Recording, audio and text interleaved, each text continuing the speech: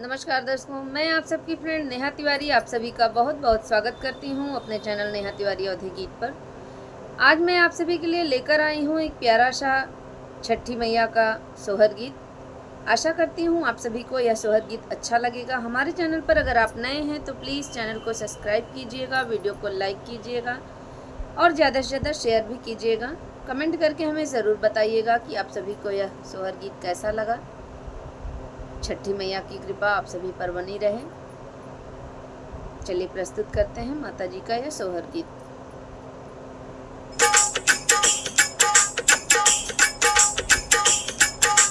सवन बदना के रतिया झमकी देवा बरसाई झमक देवा बरसाई हो मोरी सासू हमारे ललन कई छठिया तनन दी के वो लवत्यू हो तनन दी के वो लैले तू हो मोरी सासू हमारे ललन के छठिया हो तनन दी के वो लैले तू नन दी के वो लैले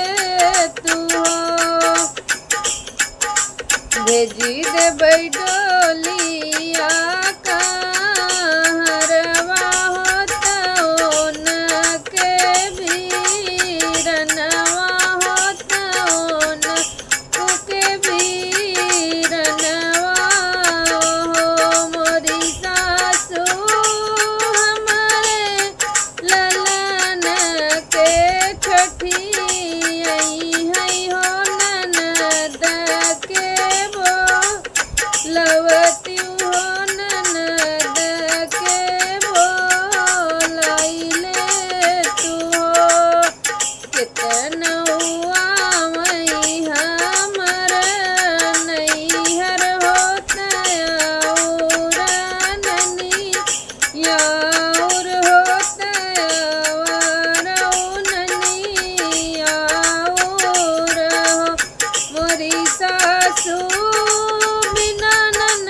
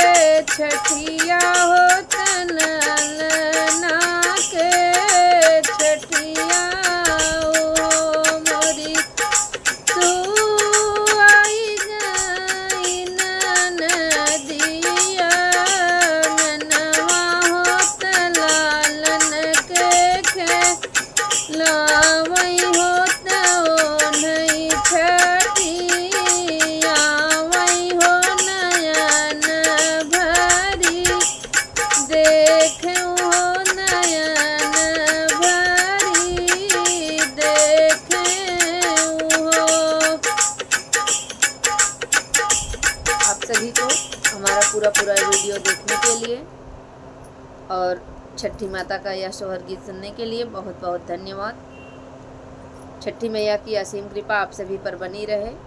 जय छठी मैया।